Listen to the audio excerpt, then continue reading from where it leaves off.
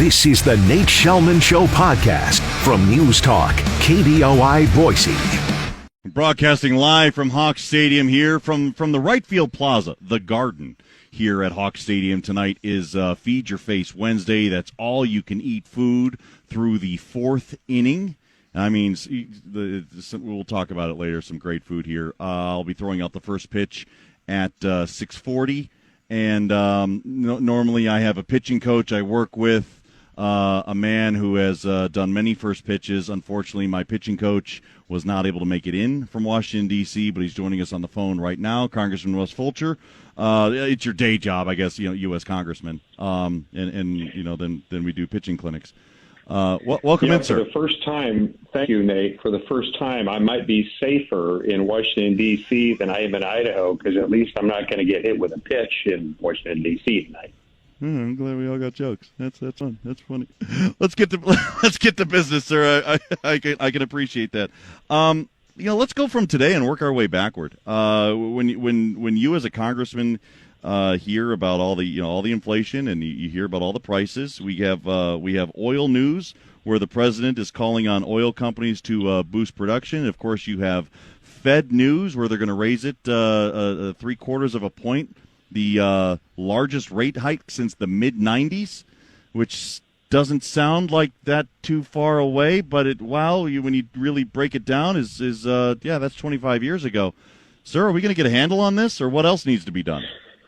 That's the number one issue in terms of phone calls coming into our offices right now, and I'm not surprised by it. It's just the price of gas. When's it going to end? What are you going to do about it? And the unfortunate part about all this, Nate, is that this is self-induced. It's policies that come out of the town that I'm in right now that has caused this. It's been the no drilling on federal lands, no offshore drilling, discouraging the Treasury from financing oil companies, no new permits.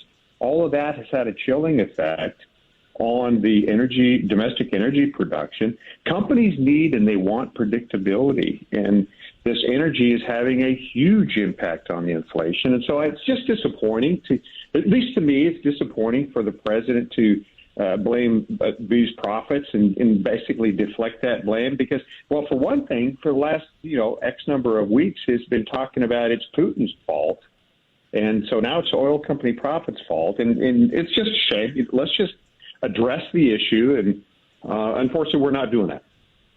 So, do we just grin and bear it and hope at some point the world market loosens up? Because here's what I'm told. You tell me if it makes sense or not. But I'm told that when U.S. refines oil, that oil goes to the world market. Okay, and so it's not like they can refine the oil here in the U.S. and it just goes down the street to Jackson's. It goes to the world market where, since fewer people are doing business with Russia, there's more bidders on it, and that's what's jacking up the cost.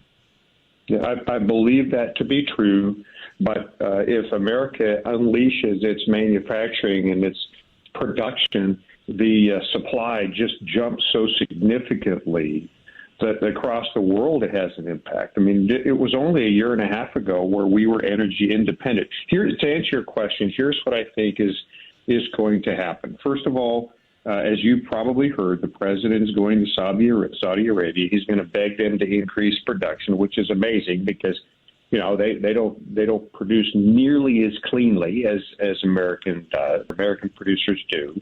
And so we're going to ask them to increase production. They probably will. We'll pay for it. It's still going to be high priced, but it'll probably alleviate some of the supply issues. I think probably more than likely this is going to get painful enough that enough of his own party, enough of his own leadership is going to come back on him in such a negative way that we'll start releasing some of our own production again and encouraging our own producers. But the unfortunate part about that is you and I and everybody that's listening to the program tonight is going to have to pay the price in the meantime. And it shouldn't have to be this way. The stated objective, or maybe the unstated objective, is to try to force a transition more towards electric vehicles. You don't substitute, you don't transition, you use addition. and you add incremental technologies. And unfortunately, I just think we've got a misguided policy that's causing this. Congressman Russ Fulcher joining us from Washington, D.C.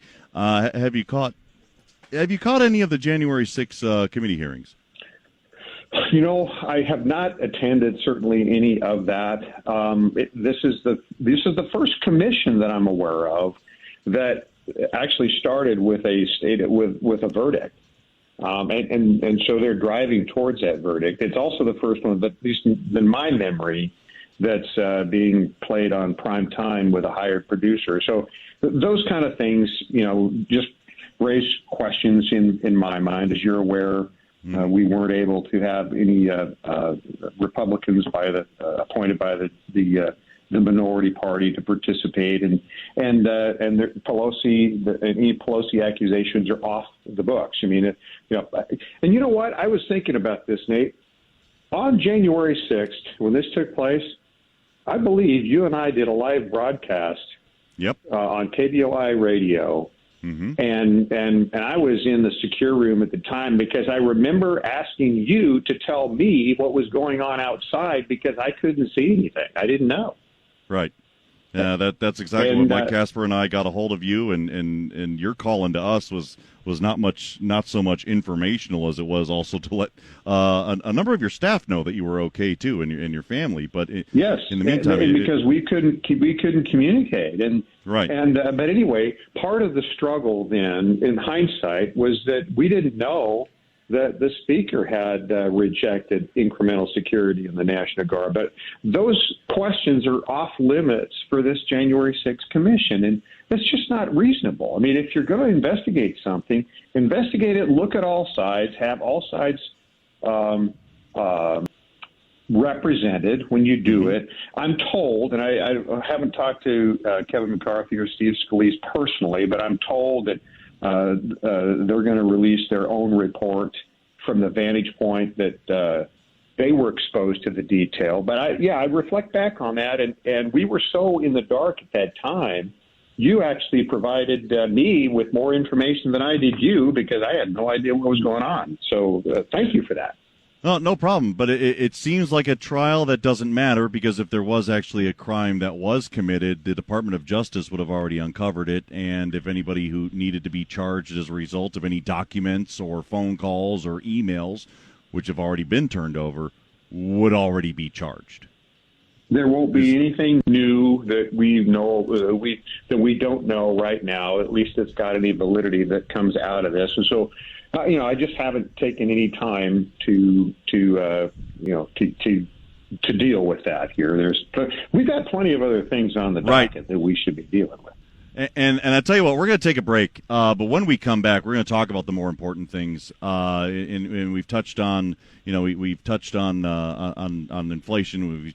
We're going to touch on the rate hike. Also want to talk about the Supreme Court safety and gun control, where we have Congressman Russ Fulcher joining us from Washington, D.C. I'm out here at Hawk Stadium. More with Congressman Fulcher next. This is the station that gives you the voice. Now back to Nate Shelman on News Talk KBOI. Sophie, did you plan that? Did you add that in there? That was the way it was scheduled? Because we don't hear... He's joining us now. I mean, we know how to get a hold of Congressman Fulcher. He calls us every week. And of course, he's online. Of course, he's got the offices all over. Congressman Russ Fulcher joining us from Washington, D.C. Biggest news today is the largest rate hike the Fed has seen. Congressman, before I get your thoughts, let's get some input from a ABC News analyst. Cut 4, please.